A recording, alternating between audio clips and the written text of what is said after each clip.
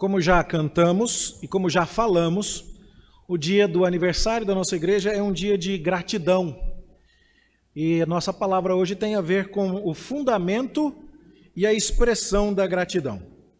Meu sermão quer falar sobre duas coisas específicas. A primeira é, pelo que você está agradecendo? Hoje eu não tenho, é incomum, né? Mas hoje eu não vou passar slide. A primeira pergunta é, pelo que você é grato? O fundamento da sua gratidão. E a segunda pergunta é, como é que você vai agradecer? A expressão da sua gratidão. O fundamento é, pelo que você está agradecendo mesmo? E a expressão é, como é que você vai mostrar que está agradecido? São essas duas coisas que eu gostaria de abordar nesta noite à luz da palavra de Deus. E eu queria convidar você a ler comigo Colossenses 3, de 15 a 17. Nós já lemos alguns trechos de Colossenses nesta noite e vamos seguir agora com a leitura destes 3 outros versículos. E quero convidar você a fazer junto comigo a leitura desta porção curta da Escritura a uma só voz. Leiamos o que nos diz a santa e bendita palavra do Senhor. Seja a paz de Cristo o árbitro em vosso coração, a qual também fostes chamados em um só corpo, e sede agradecidos. Habite ricamente em vós a palavra de Cristo. Instruí-vos e aconselhai-vos mutuamente em toda sabedoria, louvando a Deus com salmos e hinos e cânticos espirituais, com gratidão em vosso coração. E tudo que fizerdes, seja em palavra, seja em ação, fazei-o em nome do Senhor Jesus, dando por ele graças a Deus Pai. Que o Senhor nos abençoe no estudo da sua palavra nesta noite. Você já ficou responsável por coletar pedidos de oração numa reunião de oração? E você já reparou que boa parte das vezes a lista de pedidos é maior do que a lista de agradecimentos? E você já reparou que boa parte das vezes, tanto na lista de pedidos, quanto na lista de agradecimentos, nós estamos tratando sobre coisas como emprego, saúde, casa própria, casamento, coisas todas elas muito boas, mas todas coisas que têm data de validade, prazo de expiração. Nós lembramos com muita facilidade de orar para arrumar um emprego quando estamos desempregados, de orar por uma cirurgia quando estamos prestes a sofrer alguma intervenção cirúrgica, de orar por paz dentro de casa quando está havendo algum conflito. Mas chega a ser assim um pouco estranho até, erradamente. Mas chega a ser estranho quando a gente está lá na lista de pedidos de oração e a gente vê, irmão fulano, emprego. Irmão cicrano, consegui quitar a dívida. Irmão fulano, a saúde. Irmão cicrano, o parente que está com problema em casa. E de repente chega um irmão e diz assim, eu gostaria que Deus me revelasse os seus mistérios mais profundos, de tal modo que eu conhecesse tanto a Deus, que eu não tivesse medo de nada. Aí você para, assim, nossa, que pedido é esse? Tá com febre, irmão? Tá tudo bem? De onde você tirou essa ideia? Mas é curioso, meus queridos, que normalmente a nossa tendência é pensarmos em pedidos e em agradecimentos numa perspectiva exageradamente materialista. Esses somos nós. E é curioso quando você vê o apóstolo Paulo, quando ele resolve nos ensinar a orar, quando ele resolve dar um modelo para nós, ele diz coisas do tipo, bendito o Deus e Pai de nosso Senhor Jesus Cristo, que nos tem abençoado, então ele está falando de bênçãos, com toda sorte de bênção espiritual nas regiões celestiais em Cristo Jesus. Quando foi a última vez que você se lembrou de agradecer, ou que você pensou, ou que você imaginou, hoje eu vou agradecer pelas bênçãos que recebi nas regiões celestiais em Cristo? Conta para mim. Nós não costumamos fazer isso. E escrevendo aqui aos Colossenses, o apóstolo Paulo está também tratando conosco a respeito destas coisas. O fundamento da nossa gratidão deve ser Cristo. E lá em Colossenses, num texto que nós já lemos aqui na liturgia, capítulo 2, versículos 6 e 7, nós lemos o seguinte: Ora, como recebestes a Cristo Jesus, o Senhor, assim andai nele radicados e edificados e confirmados na fé, tal como fostes instruídos, crescendo em ações de graças. Ou seja, ande em Jesus e em Jesus aprenda a agradecer mais. Significa que quando eu for agradecer, tem que ser em Jesus. No texto que nós lemos, capítulo 3, a partir do verso 15, a mesma ideia é dada. Seja a paz de Cristo o árbitro em vosso coração, a qual também fostes chamados em um só corpo, que a paz de Cristo domine o seu coração, e sede agradecidos. Habite ricamente em vós a palavra de Cristo. Façam isso instruindo e aconselhando uns aos outros e louvando a Deus com salmos, hinos e cânticos espirituais, com gratidão no coração. E tudo que você fizer, seja em palavra ou em ação, fazei-o em nome de Jesus, dando por ele graças a Deus Pai.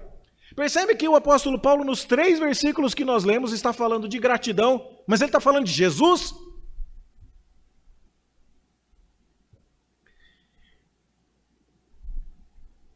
É muito legal agradecer a Deus porque esta igreja tem um terreno privilegiadíssimo. São 3 lotes enormes numa avenida maravilhosa.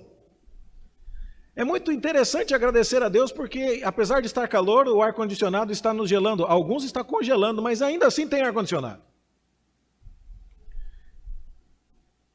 Tem tanta coisa que a gente poderia olhar, a transmissão pela internet, que permite que outros nos acompanhem quando não podem estar conosco, o estacionamento, o almoço que a gente fez. Mas o apóstolo Paulo, quando escreve aos Colossenses, ele fala: Jesus, Jesus, Jesus, Jesus, Jesus. O fundamento de um coração agradecido é Jesus.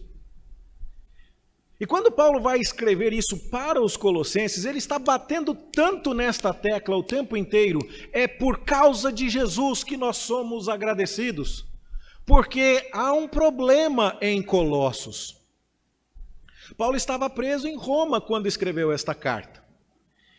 E lá na prisão em Roma, ele conheceu um escravo fugitivo de nome Onésimo. Onésimo tinha furtado a Filemon. E Filemon morava em Colossos. E o pastor da igreja de Colossos se chamava Epáfras. E Epáfras estava em Roma, por algum motivo que não sabemos. E Paulo conheceu o pastor da igreja de Colossos e conheceu o escravo fujão de um irmão da igreja de Colossos. E agora então, Epáfras conta para Paulo lá em Roma como é que estavam as coisas em Colossos. Não estavam bem. Era uma igreja que Paulo não fundou, ele não conhecia aquelas pessoas. Ele nunca tinha estado lá. Mas, quando Epáfras contou o que estava acontecendo, Paulo falou assim: eu preciso falar com os meus irmãos em Colossos que o fundamento da sua gratidão, o fundamento do seu culto, a razão de suas vidas tem que ser Jesus, Jesus, Jesus, Jesus. A carta que nós temos em mãos foi escrita pelo apóstolo Paulo e foi levada pelo Onésimo, o escravo fujão, que fugiu do Filemon, e que teve que ir lá se acertar com o Senhor a quem ele tinha fraudado. E agora Onésimo vai se apresentar a Filemon levando a carta que Paulo mandou. E é bem provável que o Onésimo tenha levado a carta à igreja de Colossos. Carta que Paulo mandou lá da prisão de Roma. E Paulo se preocupou em escrever a esta cidade tão pequenina, tão insignificante comparada às demais, porque o problema lá era sério. Se nós fôssemos fazer um paralelo de todas as cidades do Novo Testamento às quais o apóstolo Paulo escreveu uma carta, Colossos é a menos importante de todas. Se Paulo estivesse no Brasil, seria como se Paulo escrevesse uma carta à igreja em Goiânia, uma carta à igreja em Brasília, uma carta à igreja em São Paulo, uma carta à igreja no Rio de Janeiro, uma carta à igreja em Porto Alegre e uma carta à igreja em Quixeramobim. Nada contra Quixeramobim. Mas alguém ia falar assim, Quixeramobim está destoando aqui. Porque todas as outras cidades têm milhões de habitantes, são capitais, têm aeroportos, tem isso e aquilo. E para chegar em Quixeramobim é mais difícil. A mesma situação acontecia com Colossos. Tessalônica era a capital da província da Macedônia. Corinto era a capital da província da Ásia. Éfeso era a capital. Corinto era a capital da província da Acaia. Éfeso era a capital da província da Ásia. E por aí você vai ver, Filipos era uma cidade primeira do distrito e colônia militar. E então você vê só cidades importantes as quais Paulo escreve. E de repente, Colossos. Mas qual era o problema em Colossos? Jesus.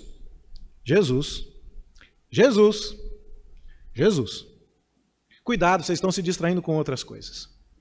Paulo vai falar nesta carta a respeito de algo que veio a ser conhecido como a heresia colossense. É como se para a igreja em Colossos, Jesus fosse pouco. Como se fosse um problema, só Jesus parece que não está sendo o suficiente. E aí então começaram a aparecer diversas outras coisas lá em Colossos. Alguns diziam assim, nós precisamos de Jesus, mas nós temos que obedecer à lei dietética do povo de Israel. E aí então, se você quiser abrir aí na sua Bíblia, ou se for possível projetar aqui, lá em Colossenses 2,16, o apóstolo Paulo está escrevendo assim, ninguém, pois, vos julgue por causa de comida e bebida, ou dia de festa, ou lua nova, ou sábados. Porque tudo isso tem sido sombra das coisas que haviam de vir, porém o corpo é de Cristo. O que estava acontecendo? Aquelas pessoas receberam Jesus. Só que de repente disseram assim, não tem mais nada não? Só isso, só Jesus. E então uns dizem assim, tem os dias de festa lá do povo de Israel, as festas levíticas. Tem os dias de sábado, as festas da lua nova. Tem a dieta do livro de Levítico. E aí então eles começaram a esperar esse tipo de coisa, como se Jesus não fosse suficiente. Mas olha como Paulo trata disso, no verso 17 do capítulo 2. Tudo isso tem sido sombra das coisas que haviam de vir. O que é que havia de vir? A resposta é Cristo. Você estudou aqui o livro de Levítico inteiro para ver que na festa dos tabernáculos se apontava para Cristo. Que as ofertas e os sacrifícios apontavam para Cristo. Que tudo era sombra do que Cristo viria a realizar. E de repente eles têm Cristo. E estão querendo voltar para os rudimentos da lei cerimonial judaica. O nome disso é legalismo. É quando o cerimonial, é quando a pompa, que era maior na época da antiga aliança, porque queria apontar com muita clareza para Jesus, foi buscada como se a pessoa simples e perfeita e absoluta do nosso Redentor não fosse suficiente. Então eles correm para a sombra da lei, legalismo. Esse é o primeiro ingrediente da heresia colossense. Mas tem um segundo ingrediente, capítulo 2, verso 18. Lá lemos o seguinte, ninguém se faça árbitro contra vós outros, pretextando humildade e culto dos anjos, baseando-se em visões. Nós temos Jesus, mas tem um povo lá na nossa igreja que está vendo anjo voar. Tem um povo lá na nossa igreja que está tendo uns sonhos reveladores. E Paulo está dizendo assim, não quero ninguém acusando aos que estão com Jesus e apenas Jesus de ser insuficiente, a pessoa bendita do nosso Senhor e Salvador. Paulo diz assim que as pessoas que fazem isso, no verso 18, são enfatuados. Sem motivo algum na sua mente carnal, não estão, verso 19, retendo a cabeça. Quem é a cabeça? Jesus. Note, Paulo fala, você estava grudado na lei, a lei era a sombra de Jesus. Tem outros grudados em anjos e não estão retendo o cabeça de todas as coisas, que é Jesus. Então tem gente legalista, mas tem gente mística. Tem gente que diz assim, se eu não estiver vendo anjo voando nesse lugar, no meio do trono, em cima do altar, subindo e descendo em todas as direções, você conhece a música? Parece que só Jesus no culto não vai dar conta do recado. E o apóstolo Paulo está dizendo assim, não, vocês não entenderam nada. A versão da NVI, Nova Versão Internacional, é muito esclarecedora aqui.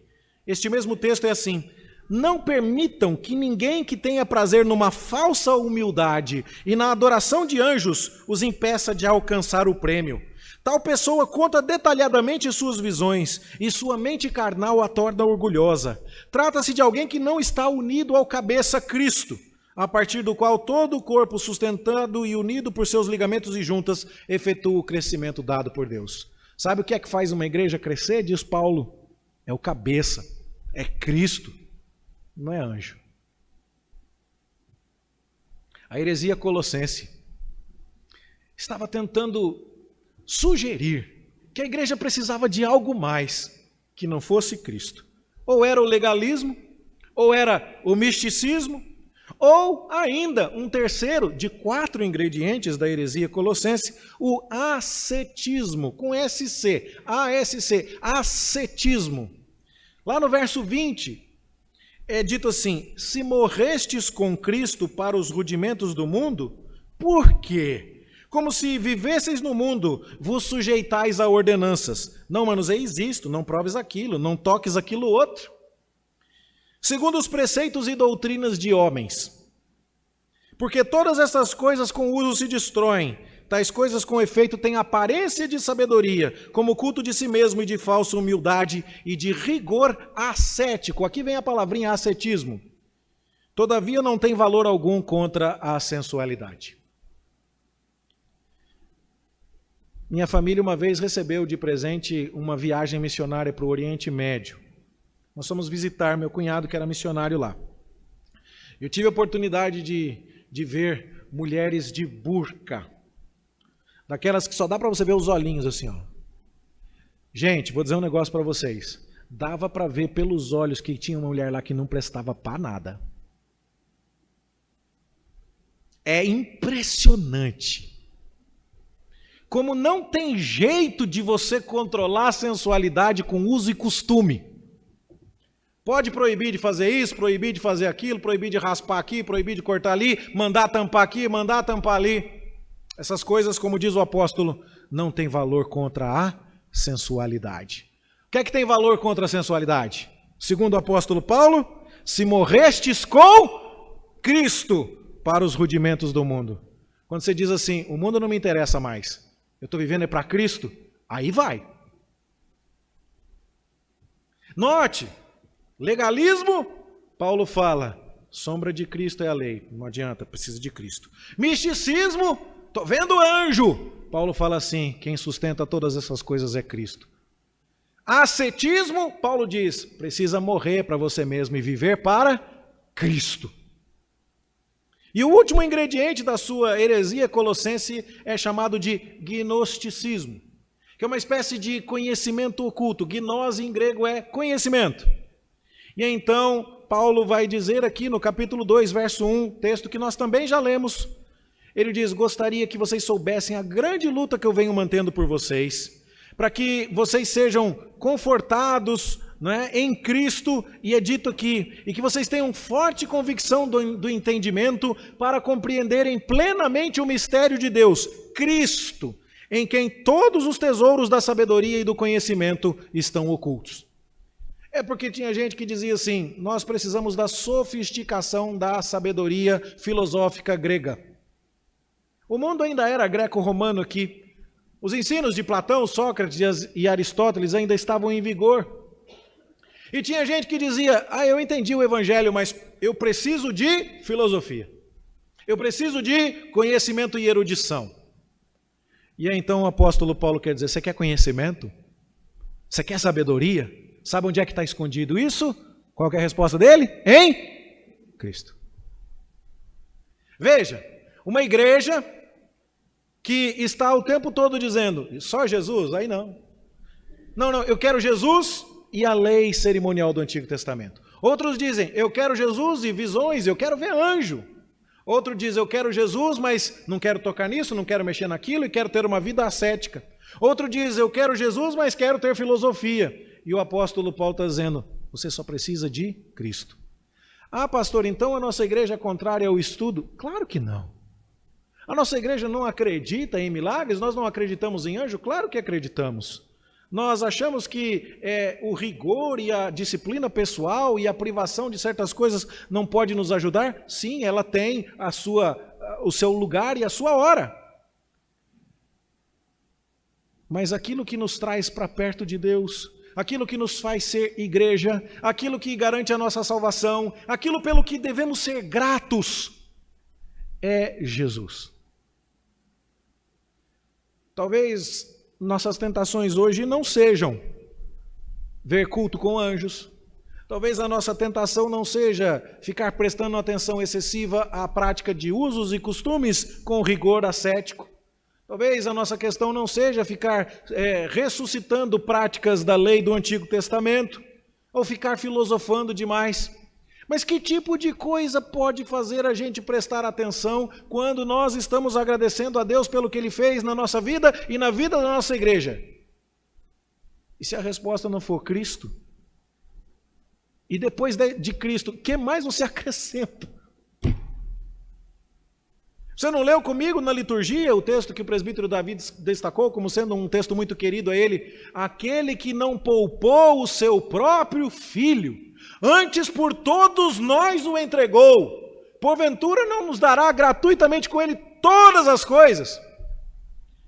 Imagina a situação, Deus dizendo assim, meu filho, eu vou te abençoar. E aí você fala assim, tá bom pai, o que é que o senhor vai me dar? Ele fala, eu vou te dar Cristo.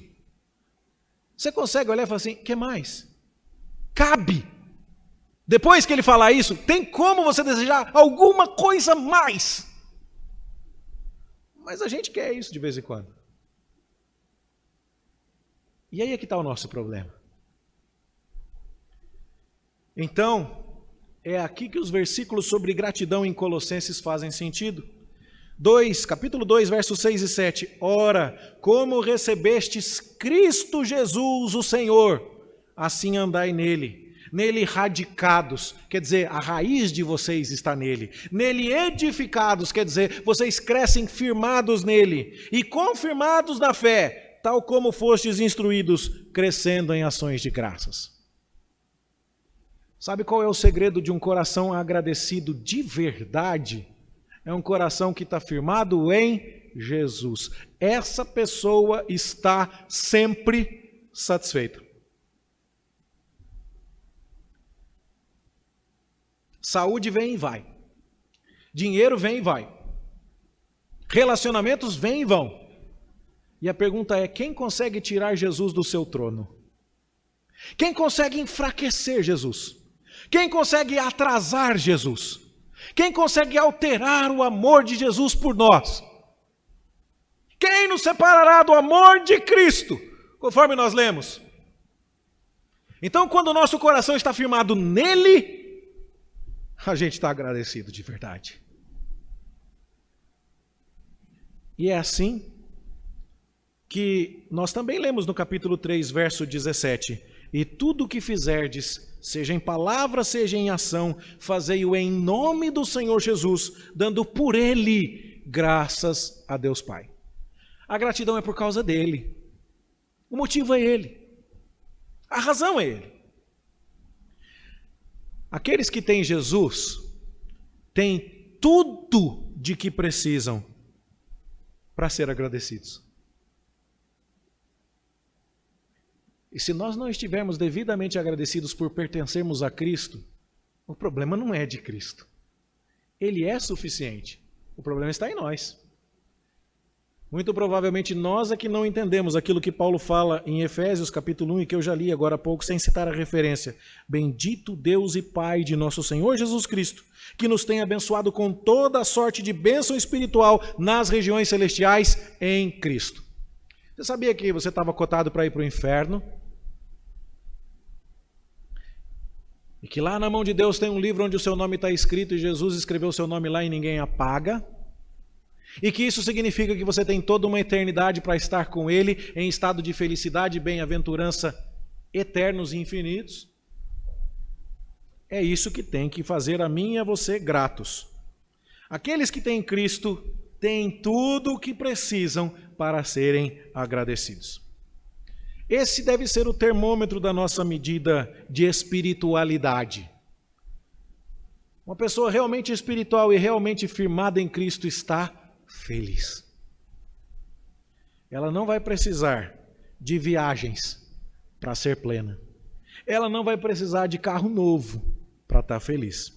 De status, de saldo na conta, de uma poupança razoável para os momentos de emergência, de um emprego.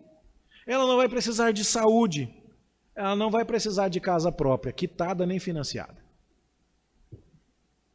O que nós precisamos? Cristo. Nós já o temos. Irmãos, isso é sério. Porque de vez em quando nós somos taxados de loucos. Eu fui estudar esse texto com mais propriedade quando encontrei um rapaz. E há um bibelozinho lá no meu escritório para me lembrar dele. Um irmão em Cristo com quem eu tenho mantido contato até hoje. Ele tinha um problema tão sério na cabeça que ele estava dormindo e ele acordava com os choques elétricos que o próprio cérebro dele produzia. Ele tinha uma alergia estomacal tão intensa que a única coisa que ele conseguia tomar, curiosamente, era café preto. Todo o resto provocava náuseas, vômitos e desarranjos intestinais fortíssimos nele, por semanas. Ele tinha uma doença nos olhos chamada ceratocone, e ele estava ficando cego. E eu queria perguntar para você, você consegue chegar para uma pessoa dessa e falar assim, irmão, você tem Cristo?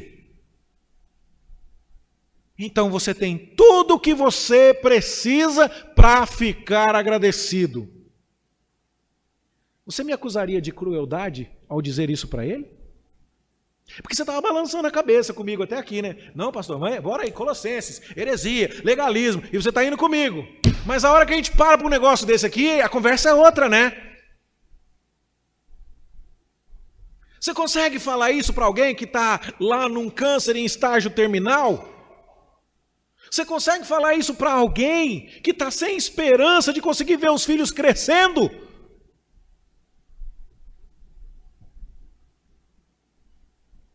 Se nós não conseguirmos, sabe o que nós estamos dizendo? Cristo não basta. Eu preciso de mais. E aí a gente que tacou pedra nos Colossenses, enquanto a gente estava falando mal deles aqui, seus hereges de uma figa, a gente percebe que a gente não é muito diferente desse povo, não. Cristo nos basta.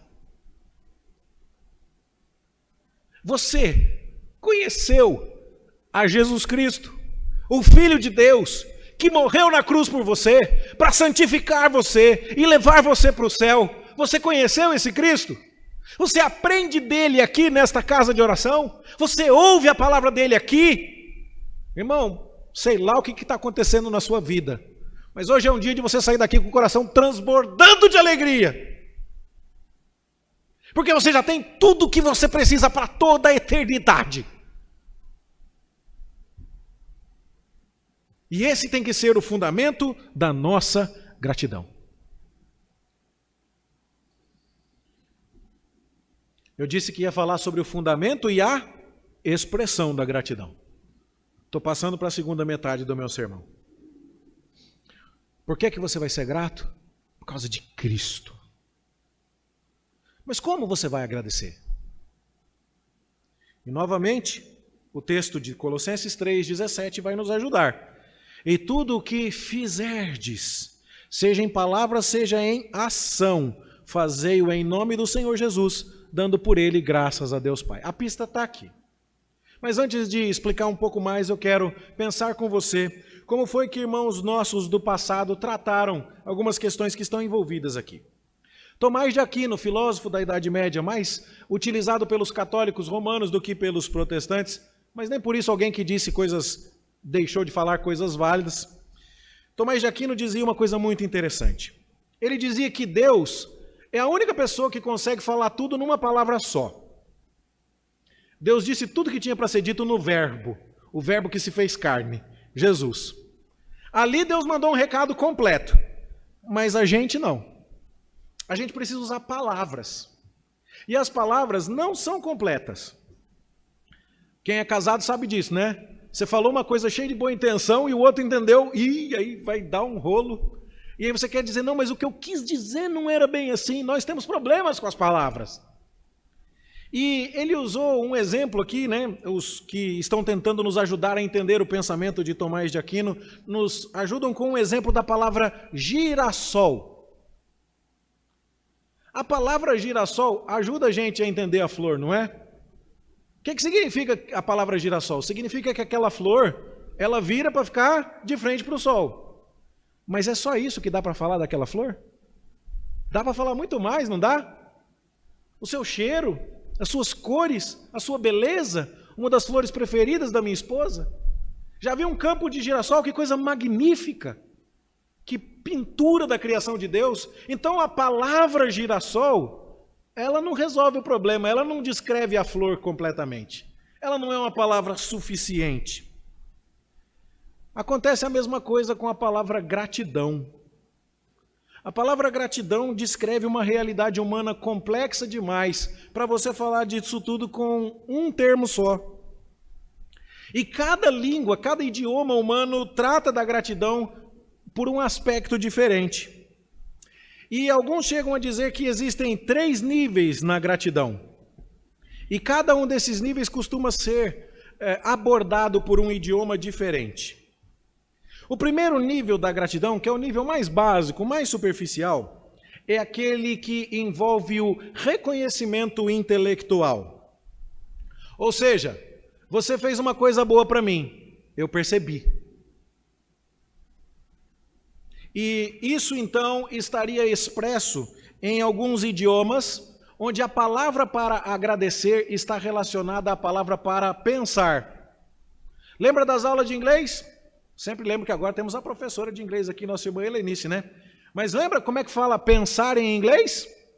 Tem que botar a língua no meio do dente para soprar, né? To think. Né? Aqui no vai think, né? Que nem a gente está falando. Mas é pensar. Mas e como é que fala agradecer? É to thank. É só trocar o i pelo a. Parentezinho ali, ó. Em inglês, a ideia de agradecer está muito ligada à ideia de pensar. Tem professor de alemão aí? Acho que não, né? Mas então, você vai pela fé aqui porque eu fiz a pesquisa, tá bom? Em alemão, agradecer é zudanken. E pensar é zudenken. Parente. Porque, segundo pensam esses idiomas, você não agradece sem pensar. Olha, o que você fez foi, eu percebi, eu estou pensando aqui. Só está verdadeiramente agradecido quem pensa no favor que recebeu como um favor. Só é agradecido quem pensa, quem pondera, quem considera a liberalidade do seu benfeitor. Quando isso não acontece, surge aquela queixa justíssima. Eu fiz isso para ele, nem percebeu. Que falta de consideração. Não é assim? Mal agradecido, nem reparou.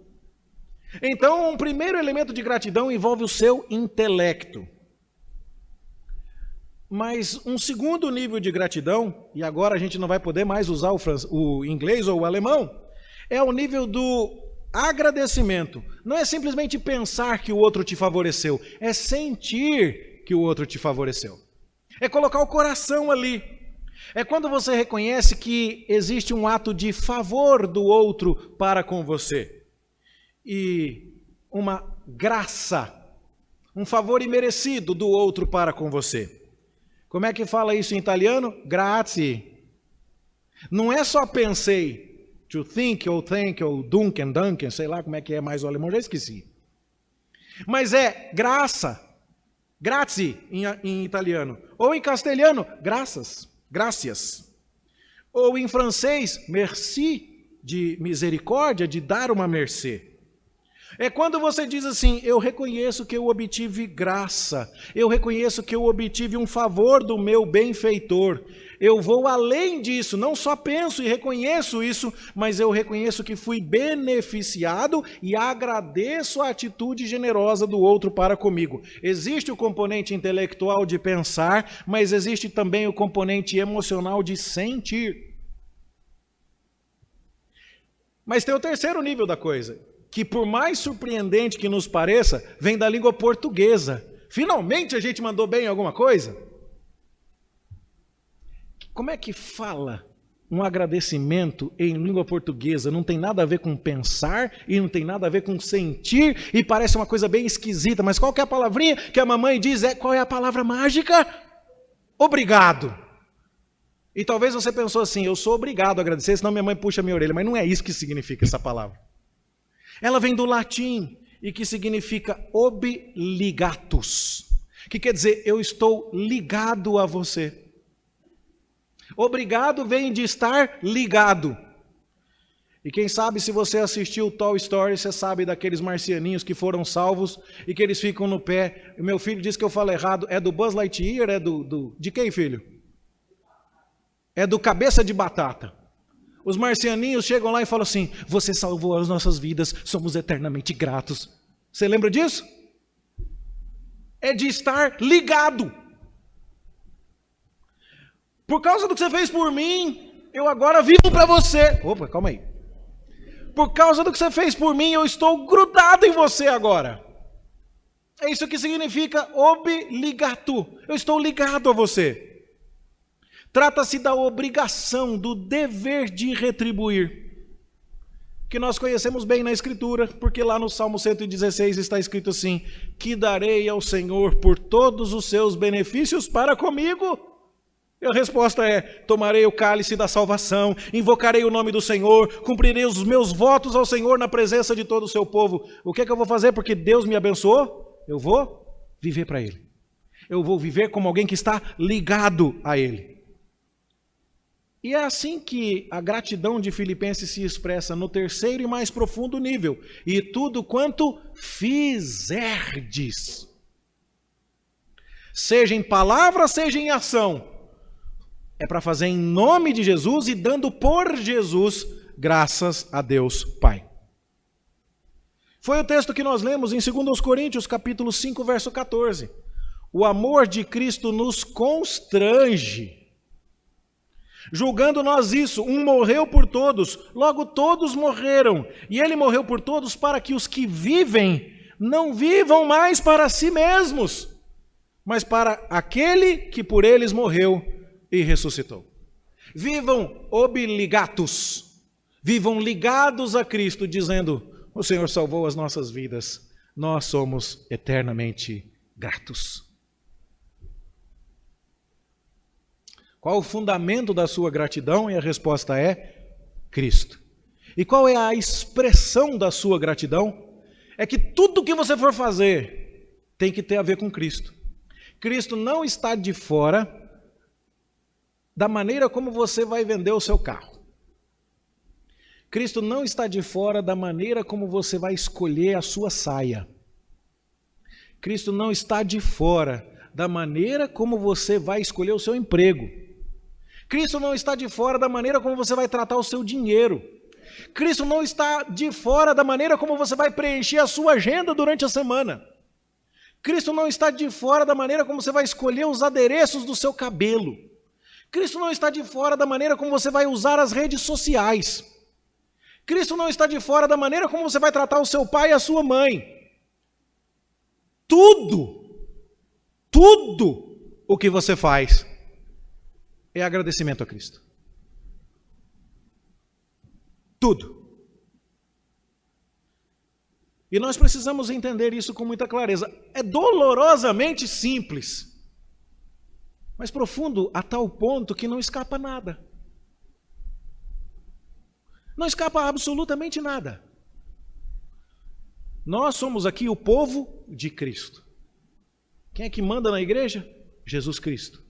Como sabemos que estamos obedecendo a Cristo? Porque cumprimos a palavra de Cristo.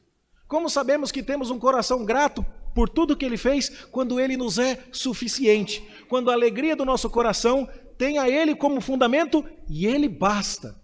Quando nós podemos, inclusive, dizer para o rapaz cujo estômago não segura comida, cujos olhos estão ficando cegos, para aquele que está perto de morrer, para todas as pessoas que estão em estado de existência, humanamente falando, terrível. Calma, você tem Cristo. Basta. Isso realmente basta. E tudo que você tiver que fazer, faz por Ele. O apóstolo Paulo não pediu desculpa aqui, não. Ele não chegou e falou assim: pessoal da igreja de Colossos, eu sei que é meio complicado, sabe? Vocês são meio novos na fé ainda. Vocês estão começando agora. Mas considera aí que, quem sabe, um dia, vocês podem chegar a viver uma vida cristã de tal ordem, onde Cristo lhes baste. Paulo não fala assim. Ele diz assim: eu não quero aí nada que não seja Cristo. E eu quero ver vocês vivendo de tal forma que tudo o que vocês fazem seja uma resposta a Cristo. A gente não pode vir aqui agradecer a Deus pelo aniversário da igreja e agradecer pelo que Ele está fazendo entre nós e achar que está tudo bem se Cristo não está sendo o fundamento do nosso coração agradecido. Nós não entendemos direito alguma coisa se a gente está feliz pelo que Ele andou fazendo em termos de prédio, de lâmpada, de ar-condicionado, de instrumento, de conselho, de liderança, de qualquer outra coisa. Almoço comunitário, é tudo muito bom, mas o fundamento de tudo aqui é Cristo. E a gente não devia estar se sentindo autorizado a dizer: eu estou grato de verdade, eu estou agradecendo a Deus, mas do meu jeito. Eu penso: não, Jesus, valeu, obrigado. Não é assim. Como é que agradece a Cristo? Tudo o que você for fazer, seja uma resposta a Cristo. Minha oração, portanto, meus irmãos, é que Jesus baste para cada um de nós. Que a gente tenha, assim, uma santa vergonha na cara. Na próxima vez que a gente estiver entristecido por algum projeto nosso que falhou, a gente olha e fala assim: Jesus, basta para mim. Jesus, meu coração miserável agora está bravo por causa dessa porcaria, mas eu já tenho o Senhor. Não deixa eu ficar mal, se eu já tenho o Senhor. O homem que escreveu isso aqui estava na cadeia. E quando ele saiu, ele não foi para a Ilha de Caras para passar 2 anos em terapia. Ele saiu da cadeia onde ele foi porque pregou o evangelho e continuou pregando o evangelho. E depois ele parou preso de novo. E quando ele estava no corredor da morte, ele escreveu uma carta para Timóteo, falando assim: Timóteo, traz a blusa porque eu estou com frio, traz o livro porque eu estou entediado, manda alguém para me fazer companhia porque todo mundo me abandonou. Mas você olha para um camarada com frio, para um camarada entediado, para um camarada no corredor da morte e fala assim: que vida extraordinária! O que esse homem encontrou que dá sentido para ele no corredor da morte e faz ele escrever para encorajar um menino que está solto e fala assim: Timóteo, coragem, rapaz!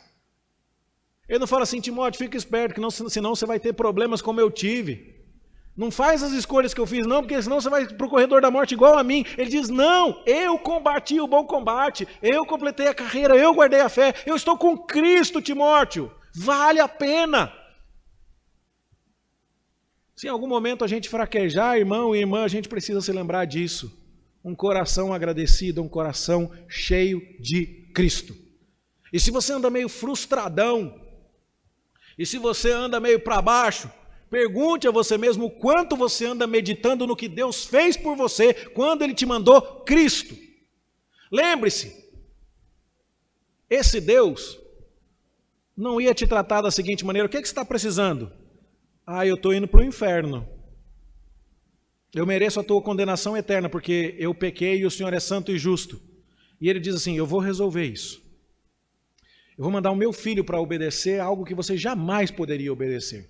E eu vou punir o meu filho no seu lugar. E eu vou pendurar o meu filho amado unigênito na cruz. E eu vou escurecer o sol do meio-dia. E eu vou descarregar a minha fúria sobre ele. E ele vai transpirar gotas de sangue. E ele vai dizer que eu o abandonei. E eu vou fazer tudo isso por você. E aí a gente depois vai olhar e falar assim, mas se o senhor não me der pelo menos mais um empreguinho, vai ficar difícil. Se o senhor não me der pelo menos mais isso, não vai dar. Nós precisamos desta alegria, deste fundamento da nossa gratidão. E nós precisamos de uma vida de obediência compatível com isso. Meus irmãos, eu já termino minha palavra aqui. A minha oração é que esta seja uma igreja para quem Cristo baste. Que esta seja uma igreja que diz assim, está cheio de problema, está cheio de luta, mas Jesus está aqui. Está ótimo.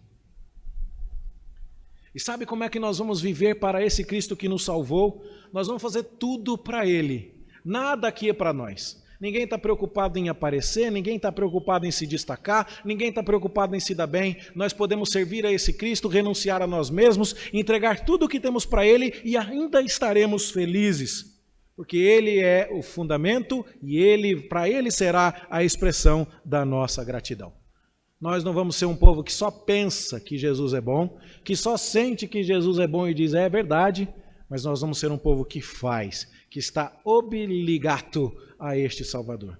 Que seja assim na minha vida e na sua, em nome de Jesus. Amém.